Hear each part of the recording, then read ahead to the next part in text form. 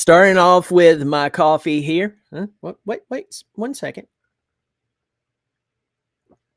Oh, yeah. Nothing like starting off a video with subpar coffee. All right. I love it.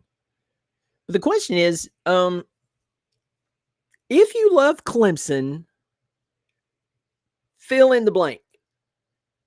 Now, there's a lot of different answers to that. And you're like, if you love Clemson, what do you mean? With everything going on in Clemson football and how bad things have fallen apart, even with players coming out, former Clemson players coming out and saying things like, hey, things have to change. And they have a mirage of reasons. Oh, we don't have dogs on the defense anymore. Oh,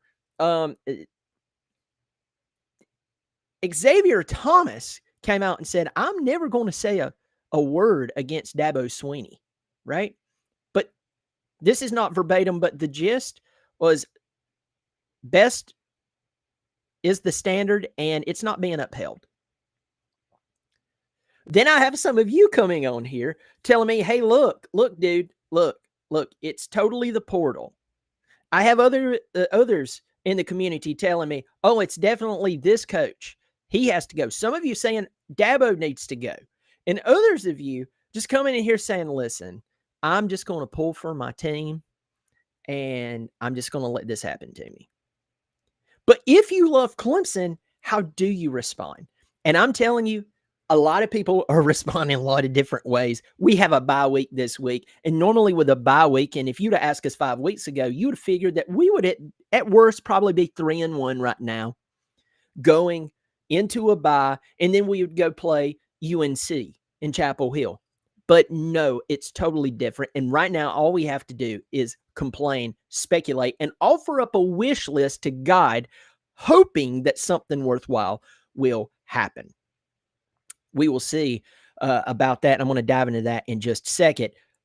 First, welcome to the channel. I'm glad you're hanging out with me. If you love Clemson football so much that, well, you would join me on a Tuesday morning on a bye week, I hope you'll subscribe and pass it along to other people as sick as you and me. Yeah, if you love Clemson, you'll subscribe and pass along. I do appreciate it. Also, I have another college football podcast. I don't think I put the link down here. I need to put the link in there. I just literally went live and previewed Florida State at Virginia this Friday. That's an interesting game. For all those people who grew up in the 90s, that was a big game. Remember, Virginia was the first ACC team to ever beat Florida State after they joined the ACC. And I'm talking about that was like 4 or 5 years at least, something like that, that Florida State did not lose a conference game. It's crazy. For all you youngins out there, you don't remember that, but we do. What am I saying about myself? I just have a long memory. I'm not saying that I'm old. I'm experienced. Also, Georgia and Alabama is coming up this week. I previewed that one, and I'm going to try to preview the Penn State and Oregon game also this Saturday. So go check that out and pass it around to all your college football loving friends. Get into the comment section, say hello, and then we're going to dive into this. Dwight Hedden, good morning. Got Florida. We got Willman in here. What's up? Good to see you, my man. Got Joey Cogdell. If you love Clemson, you give them grace and opportunity to fix it. Parker Jones. Got to be honest, Clemson being bad makes it easier to be a Notre Dame fan here. Haha. What's up, Brian? Do you think Riley should go assassin? Now, Joey Cogdell brings up something here that I think is very much along the lines of, if you love Clemson, give them grace and an opportunity to fix it. Now, Joey and I agree on a lot of things. I think, Joey, at this point, we have no choice but to watch them try to fix it. But I don't think that anyone, okay, as you introduce a larger number of people into a situation, the law of numbers says that there's going to be people out there who's perfectly fine with what's going on. And I know you're not in that camp, and I'm not in that camp. So there would be people who I was fixing to say they just don't believe as a whole that Clemson is going to turn it around, but there's someone out there. There's someone out there right now who is just so enamored with 16 and 18 that they don't realize that it is 7 and 9 years ago. Yeah, I know. It's crazy. But there are a lot of people out there who they don't believe this team has I'm talking about the entirety of the team. I'm talking about the coaching staff. I'm talking about the players, their want, their desire. Save a few players here and there. There is very little reason to believe that they will fix it, even though we can give them the grace and the opportunity to fix it. And we're kind of being held hostage here. We have no choice but to sit here and watch this. And so we're at that place now to where we're having to extend understanding. Who would have thought 5 weeks ago that we would be here?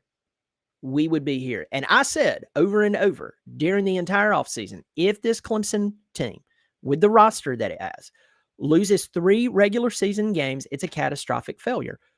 I thought that would span across maybe LSU, Louisville, South Carolina, potentially.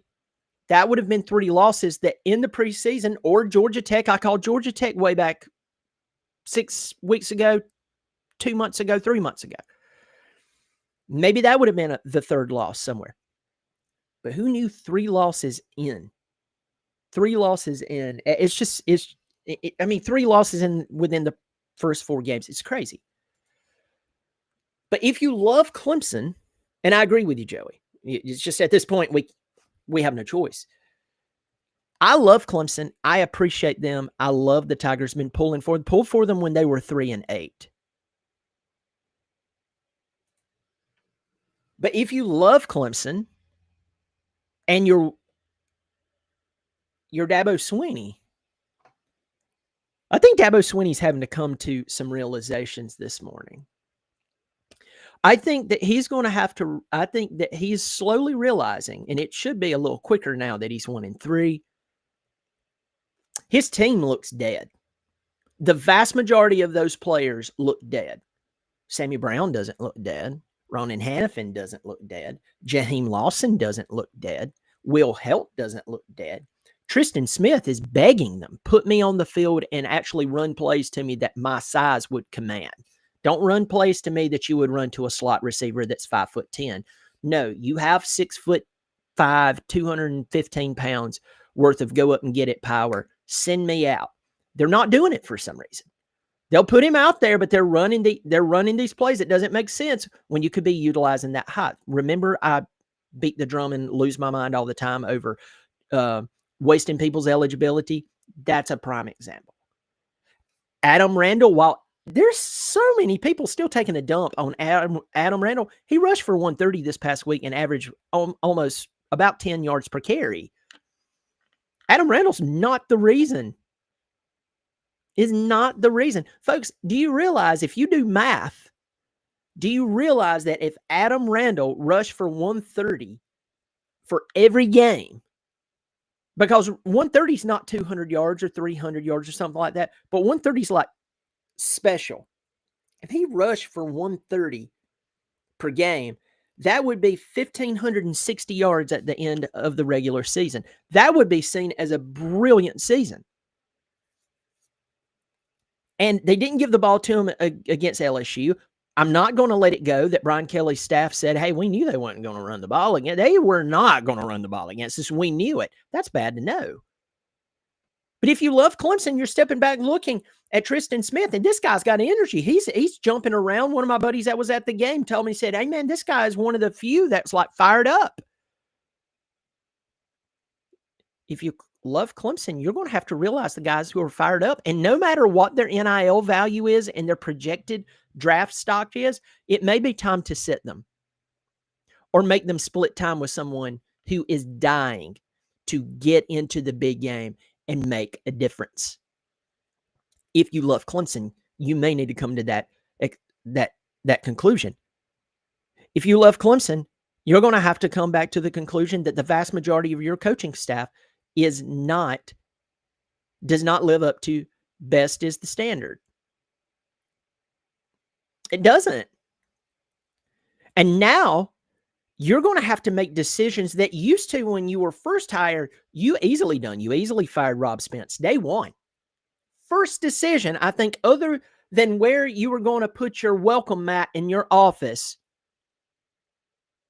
and which coffee mug you were going to bring from home to put in your office, your next decision was fire Rob Spence, a man that you said you learned a lot about football from. That was your first move. You fired Billy Napier after his offense couldn't get it done. You brought in Chad Morris, and that was a brilliant move. But, I mean, come on, y'all. Swinney used to do this all the time. Fired Kevin Steele. Brought in Brent Venables. The problem is when these guys have left since the championship seasons, they've been replaced with people who are not of that caliber.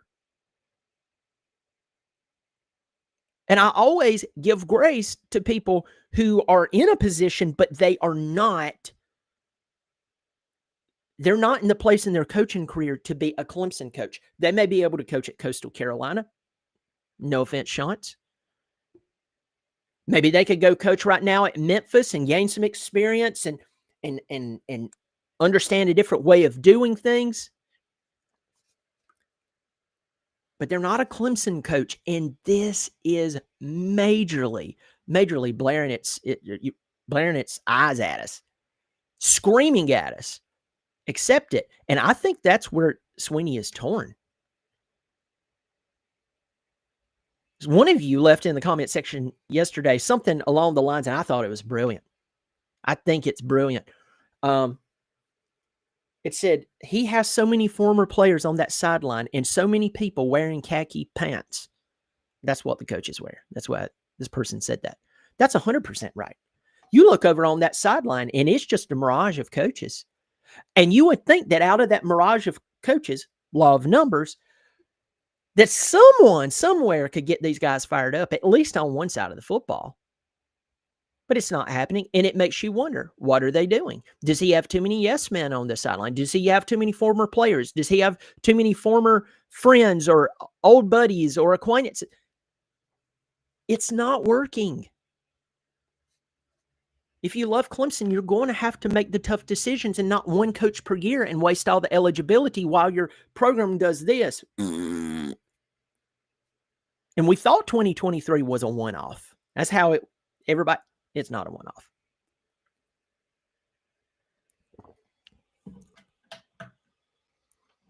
Not a one-off. You know it. I know it. We all know it.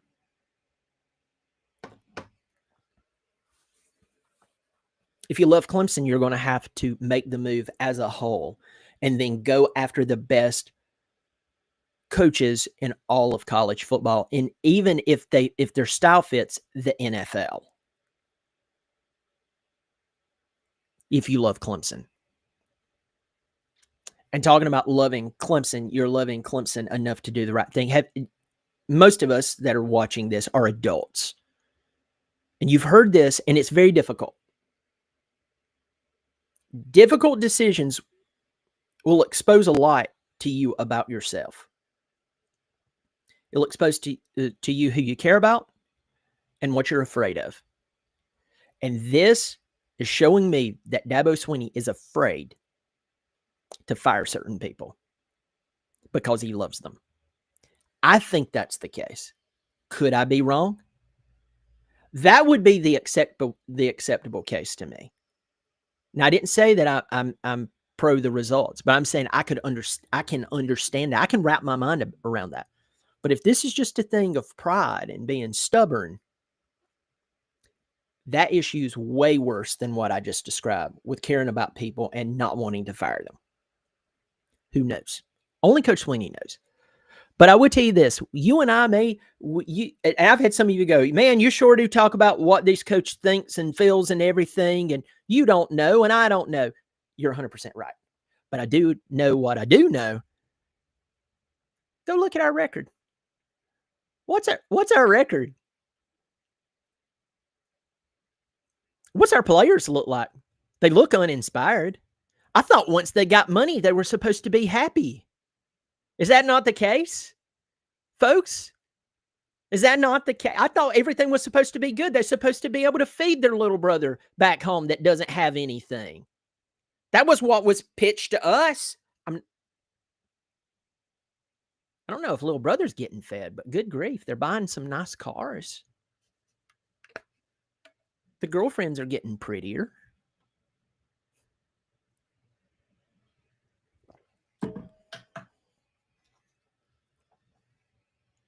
If you love Clemson, you have to accept that this team doesn't seemingly, not all of them, they seemingly just are not excited to play football anymore.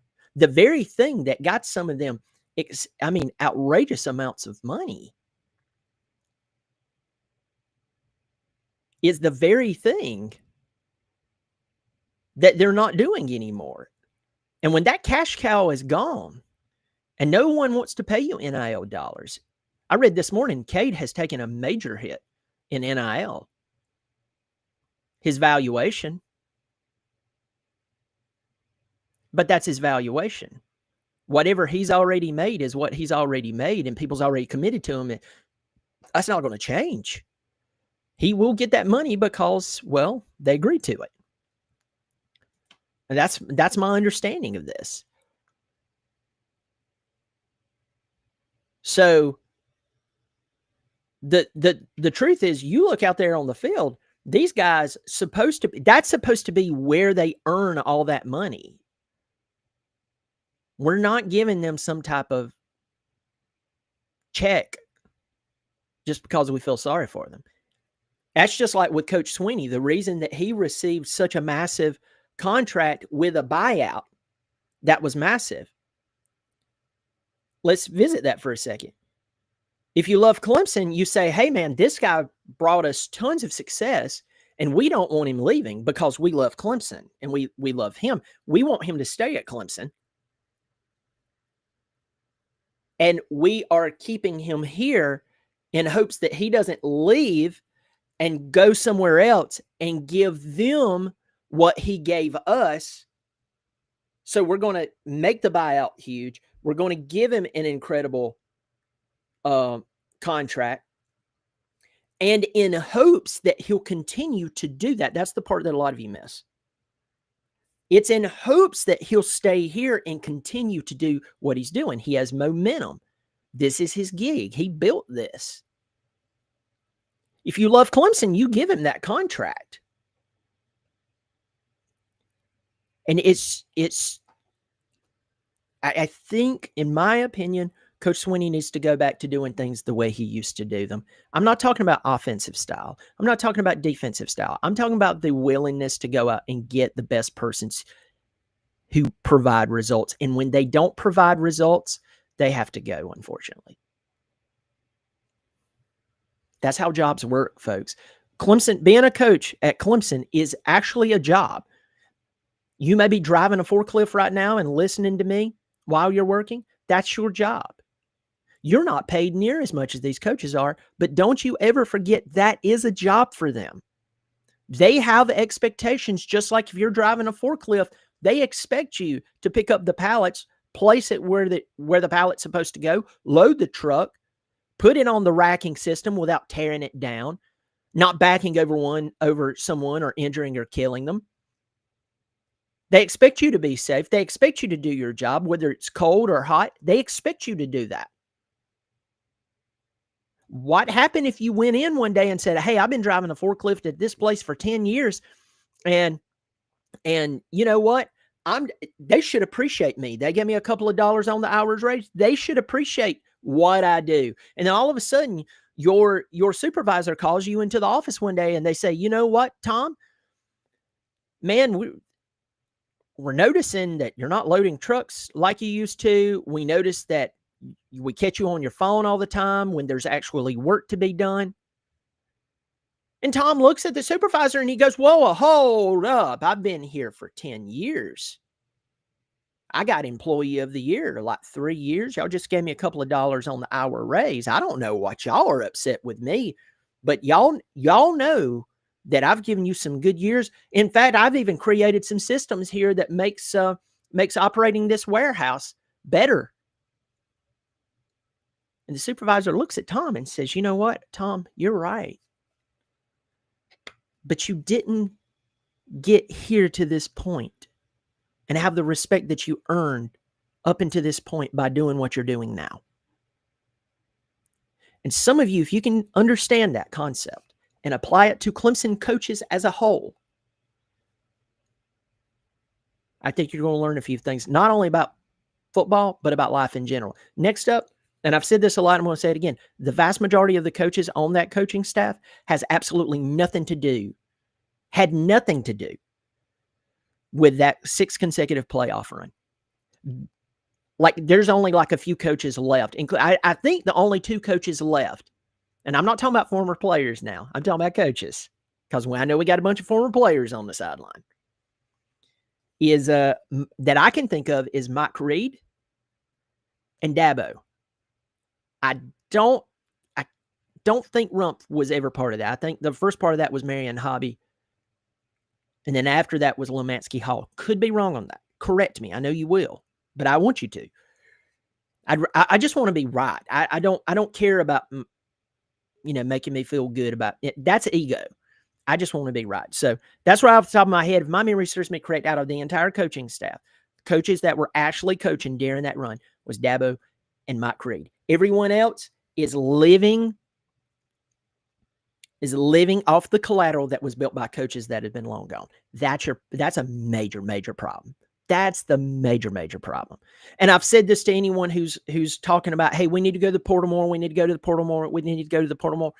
Okay, all right, maybe you're right there. Who's going to coach them? Who's going to coach them? And who's going to put them on the field? Because Tristan Smith, he's out of the portal. This guy is chomping at the bit to go. They're barely putting him out there. And when they do, they're not running plays that complements his skill set. So you can go portal it up, but if you don't have the coaches to coach them, inspire them, scheme for them, develop them, you're just transferring in a bunch of players to get about the same result. That doesn't make sense to me. I say start with coaching and then allow those coaches to say, hey, I'd like to go to the portal. I see a running back that I feel like we could get. I see an offensive lineman that I think would work well within our scheme. He's got the body type. He's been playing small school ball. But if we bring him in here, he's going to be a value, and he's wanting to prove himself. Notice a lot of these small school players do very well because they want to prove that they should be in the big game. A very good example is Cam Ward out of Miami. They're like, Miami's not a small school. He started out at Incarnate Word, an FCS school. Then he went to Washington State, which is not just the best football program ever. And then he ended up at Miami last year. You saw what he did. He became the number 1 overall draft pick. If you watch videos of this guy, I don't know how he is in his personal life. He may be a jerk. He may be a wonderful person. I don't know. But I was very impressed with his work ethic and how he approaches working out. He had something to prove. Some of these guys are getting out of the portal. They're a former 5-star. They've been hot stuff since they were in middle school. They're so full of themselves up here, they're not working hard anymore. And by the way, I think a lot of that has hit Clemson, especially with some of the NIL money that's hit. But you go get a guy like Tristan Smith, he is dying. We were reading about this in the spring practice. This guy was dying to get on the field, loved being there. Other guys, I'm supposed to be here. Who do you think's going to outwork the other one? John Mateer. John Mateer was at Washington State. I can't remember if he started his career out at somewhere else other than Washington State. I can't remember that. But John Mateer, I'm going to look that up as I'm ranting here. John Mateer was at Washington State. I don't know what it is with Washington State and them producing these incredible quarterbacks. But he was at Washington State, and I'm looking at his. Okay, so he started at Washington State, and now he's at Oklahoma. Y'all, he's living up to the hype. Now, Washington State is not a small FCS school, but it's a school that a lot of people just really don't have that much respect for. Overall, they've had some good seasons here and there. The 90s it was good to them. When what's his face was there, God rest his soul, the coach.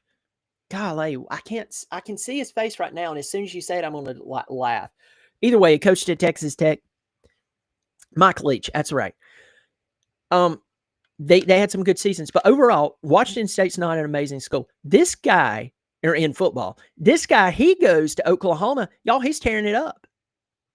He wanted to prove that, in fact, I'm supposed to be at the best school play, and he's doing it.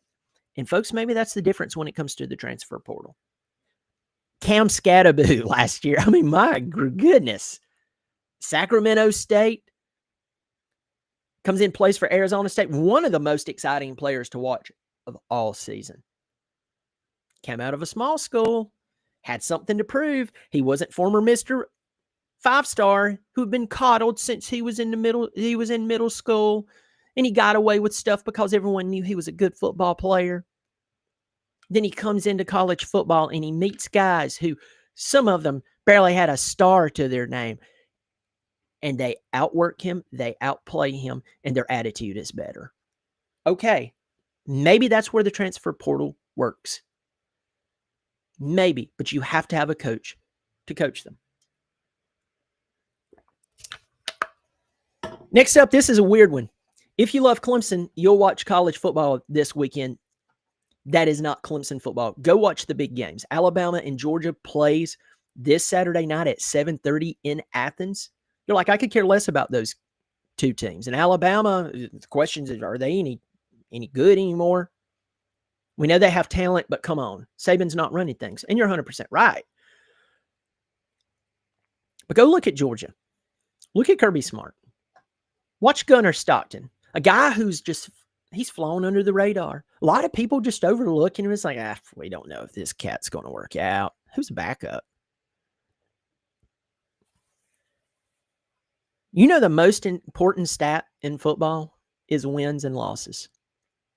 And Gunnar Stockton is giving them wins. And he's just doing it. He's just doing his thing. He's giving them the W's. Go watch that game. Hey, at the same time, you can flip on over, I believe it's to ABC. You can watch Oregon at Penn State. You're like, why would I want to do any of this? Why would I want to watch Ole Miss and LSU get together earlier on in the day? I'm going to tell you why. You're going to see that it's more than transfer portal players. There's some really good coaches out there. And if there's some really good coaches out there, as a whole, as a staff, and a lot of these teams, except for Georgia and Alabama is the only two that you can name in recent history who has the consistent history of excellence that Clemson has had over the past 12 years. Those are the only two other schools. But why are these other schools, their coaching staff, why do they look better? Why is their scheme better? Why is their game plan better? But not in Clemson. We're always a few plays away. We didn't run against LSU, and they knew it. Talk about going one-dimensional. There's no excitement. There's no joy. There's no one jumping around on the sidelines ready to go. But we got a bunch of people on the sidelines. We sure do. They're everywhere. Khaki pants are everywhere. We got a bunch of guys who are in pads that they supposed to be picked up in the draft this coming year. Maybe it's high, and they're just biding their time. Your agent told you that your draft stock would go down if you decided to go party instead of work out, right? Did you not hear about you? Oh, so you don't know that in past NFL drafts, there have been players that were projected to go within the first 5 picks of the draft that didn't even go until the 5th round. Yeah, that's happened a lot, believe it or not. Guys that were supposed to go in the 1st round went in the 3rd or 4th round. I mean, sure, they made it to the league, but your agent, while he was filling your ears with all the NIL stuff, money, and blah, blah, blah, he did tell you that if you became lazy and became a massive human paperweight, the NFL, they don't want any. He did tell you that, didn't he? And I'm going to add this one. I can't remember if I said the last one was going to be the last one, but this is the last one. There's a bunch of you in here on a Tuesday morning. Thank you for being in here. I appreciate you being here. I've met some really cool people that's watched this channel, and that's one of the perks of it. I'm going to admit it. It's just meeting some really good people and chewing the fat about Clemson football. I don't know why I said chew the fat, but anyway, if you haven't subscribed, I hope you'll subscribe. It is free. The channel is growing. It's still only a 3-year-old channel, and so I'm really proud of it. And then next up, check out my other channel, Another College Football Podcast. That's where I talk about college football as a whole. I just previewed Alabama and Georgia. I just previewed Florida State and Virginia. All those videos are less than 10 minutes. So go over there and check that out. Another College Football Podcast.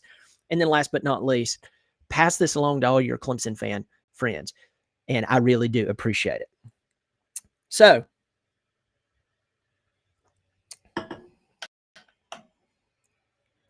I was going to give you a last point, and it just, as I rambled there and it just totally, I just totally lost it. And as soon as I click this video off, I'm going to be like, dadgummit, that was it. That was it. So, unless it comes to me within the next few seconds, I'm just going to close the video. But I'm going to give myself a second. Overall, watching other college football teams play in the state of college football, it gets you out of that itty-bitty nucleus of Clemson. Everything's good in Clemson. Everything's wonderful in Clemson. Nothing's better than Clemson. Nothing is, and listen, I love Clemson. But when you watch other football teams play, and you find out about their school, you find out who they have coaching for them, I'm telling you, it's going to do something to you. And the way that you look at Clemson, I'm going to warn you, it's going to tarnish it. Your view of Clemson will be tarnished. And it will not, it may not set very, very well with you. You're welcome. So, folks, y'all take care of yourself. Subscribe. Drop me a line in here. Real quick, I'll get to the chat section, just see who's in here. David Woody, Nathan Pitcher, got SEC Dog in here. Good to see you. Travis Hamrick, good to see you, my man. Army 3275, Noah Denton, it's good to see you in here. Oh, Noah Denton. AU Banks, good point. You see it when Tristan Smith goes in, you can see the fire. Yeah, he's got the fire. That guy has the fire. He has the fire. Jaheim Lawson has the fire. Sammy Brown, Ronan Hannafin, they have the fire, y'all. Kane Sisk is in here. David Wood, it's good to see. Let me see. Chad Godfrey is in here. There's a bunch of you in here I've overlooked. Justin Crumley, Joey Cogdill, Joshua Leinert. We got Woogie Man. Good to see you. Dwight Hedden. We got Dan May in here. Assassin. Duke is in here. We got Alex's gaming channel in here. Thunder is in here. There's a lot of you, and if I overlooked you, please forgive me. Please forgive me because, well, I didn't mean to. Hey, if you love Clemson, it's okay to be upset, but just remember, this is not the thought that I was going to give you, and I promise you, as soon as I turn this off, I'm going to remember the point I was going to make, and I'm going to be ticked. But because it was a good one. But if you love Clemson, you should be upset. You should be irritated. But I want to remind y'all this. I get on this channel because this is a Clemson football channel that I talk about Clemson football. So it's fun to get all worked up and everything. But at the end of the day, folks, I said this yesterday, and I've said this a lot recently, but I'm going to say this again. Win or lose, Clemson football is not even a speck on the windshield of my life. I enjoy just doing this. I enjoy talking about these things. I enjoy interacting with y'all. But at the end of the day, there are more important things in life, and Clemson football is just an outlet. We would just like to see our outlet not burn out. Y'all take care of yourself, and as always, go Tigers.